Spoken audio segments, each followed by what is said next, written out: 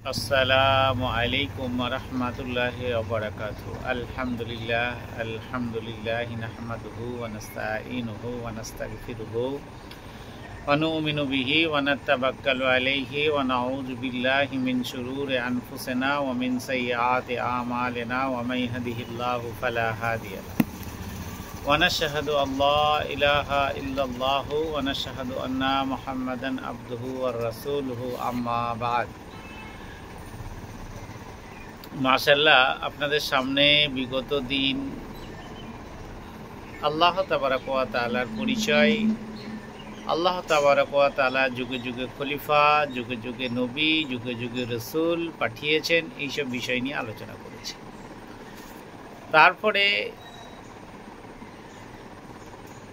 কোনো মালিকের অধীনে তার হুকুম কার্য করে বা হুকুম মেনে চলে, তাকে আমরা গ্রাম্য ভাষায় আমরা যেমন কোনো গেরস্থর পরিচর্যায় বা কাজে যাই, তখন তাকে আমরা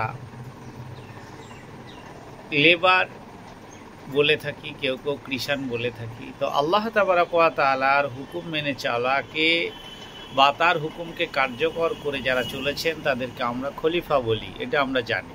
তো যাই হোক, এখানে প্রচুর নবী এসেছে, মতান্তরে বিভিন্ন জন, কেউ কেউ বলেছে যে 1,24,000, কেউ বলেছে 2,24,000, মতান্তরে বিভিন্ন জনের বিভিন্ন রকম মত এসেছে। তো এর মধ্যে রসুলের সংখ্যা 313 জন।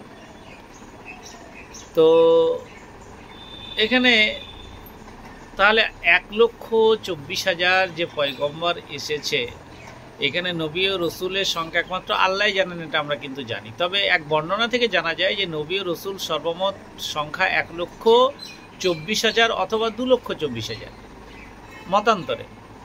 এর মধ্যে রসুলের সংখ্যা 313 জন, এটা আমরা জানি। তো যাই হোক, এখানে এতগুলো রসুল এসেছে, এতগুলো নবী এসেছে, তো এতগুলো রসুল ও নবী, আমি এর আগেও বলেছি সমস্ত রসুল কিন্তু নবী নন এবং সমস্ত নবী কিন্তু রসুল নন, এটা একটা ভাবার বিষয় আছে।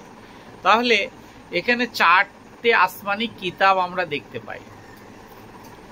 আমরা হযরত মুসা আলাইহিসসালামের নাম শুনেছি। হযরত মুসা আলাইহিসসালামের যে নাম, তো সেই হযরত মুসা আলাইহিসসালামের উপরে যেটা নাজিল হয়েছিল সেটার নাম হচ্ছে জবুর, এটা কিতাব। হযরত দাউদ আলাইহিসসালামের নাম শুনেছেন। হযরত দাউদ আলাইহিসসালামের উপরে নাজিল হয়েছিল, না ভুল বলেছি, হযরত মুসা আলাইহিসসালামের উপরে নাজিল হয়েছিল তাওরাত, আর জবুর নাজিল হয়েছিল হযরত দাউদ আলাইহিসসালামের। আর আমরা একটা নবীকে দুজন ভাবে বিভক্ত করে ফেলেছি।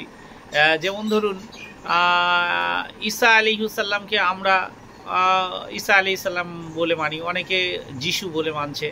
তো সেই তিনার একটা কাব্যগ্রন্থ বা ধর্মগ্রন্থ তিনি তার উপর নাজিল করেছেন আল্লাহ তাবারাক ওয়া তাআলা, সেটার নাম হচ্ছে ইনজিল। তো ইনজিল একটা কাব্যগ্রন্থ। আমার প্রিয় নবী হযরত মুহাম্মদ সাল্লাল্লাহু আলাইহি ওয়াসাল্লাম সর্বশেষ নবী, সর্বশেষ এবং সারা জগতের শেষ নবী। তো তিনি যখন এসেছিলেন, তিনার লাইফে বা তিনার জীবনে যেটা সব থেকে অমূল্য জিনিস আমাদের জন্য রেখে গেছেন, সারা বিশ্বের জন্য রেখে গেছেন, তার ভিতরে নেই কি? বিজ্ঞান আছে, স্বাস্থ্যবিজ্ঞান আছে, চলমান বিজ্ঞান আছে, জলবিজ্ঞান আছে, পানির তলায় কি আছে, পানির উপরে কি আছে, আকাশের উপরে কি আছে, ডাইনে কি আছে, বামে কি আছে, সমস্ত কিছু পর্যালোচনাভাবে সাজানো আছে। আজকে আমরা ওখান থেকে দূরে এসেছি বলে আমরা দূরে চলে গেছি। আজকে বিধর্মীরা আমার প্রিয় হাবিব হযরত মুহাম্মদ সাল্লাল্লাহু আলাইহি ওয়াসাল্লামের প্রেরিত যে কাব্যগ্রন্থ বা আল কুরআনুল মাজিদকে রিসার্চ করে তারা বিশ্বকে জয় করছে, অথচ আমরা অলস, আমরা সেটাকে পড়তে পারছি না, আমরা সেটাকে রিসার্চ করতে পারছি না। নেই কি আল কোরআনে? সমস্তটাই রয়েছে, একদম প্রথম থেকে শেষ পর্যন্ত আপনার জীবনে চলাফেরার যাবতীয় দিক নির্ণয় করে দিয়েছে। সমস্ত রোগের ওষুধ ওর ভিতরে একদম নির্ণয় করা আছে। আপনি কোরআনকে যে যার উপর অবতীর্ণ করেছেন তিনি হচ্ছেন প্রিয় হাবিব হযরত মুহাম্মদ সাল্লাল্লাহু আলাইহি ওয়াসাল্লাম এবং তার উম্মত আমরা। আপনি চিন্তা করতে পারছেন আপনি কত বড় কপাল নিয়ে পৃথিবীর বুকে এসেছেন। ক্ষণিকের দুনিয়া, বেশি দিন থাকবেন না।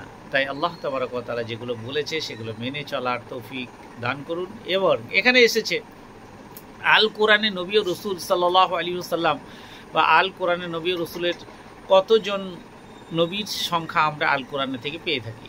আমরা যাতে ইতিহাস থেকে শিক্ষা নিই এবং জানতে পারি, পবিত্র আল কোরআনে বিভিন্ন স্থানে আল্লাহ তাআলা নবী ও রসুলের মধ্যে ২৬ জনের কথা উল্লেখ করেছেন। তাহলে আমরা কিছুক্ষণ আগে যে জানলাম ১,২৪,০০০ মতান্তরে ২,২৪,০০০ যে পয়গম্বর পৃথিবীর বুকে এসেছিলেন, তাহলে আল কোরআনে আল্লাহ তাবারক ওয়া তাআলা শুধু ২৬ জনের নাম কেন উল্লেখ করলেন? এটাও একটা ভাবার বিষয়। যাই হোক, এই নিয়ে আবার পরে আলোচনায় বসবো, আপনাদের সঙ্গে আলোচনায় আসবো। আজকে এখানে এই পর্যন্ত। আসসালামু আলাইকুম ওয়া রাহমাতুল্লাহি ওয়া বারাকাতুহু।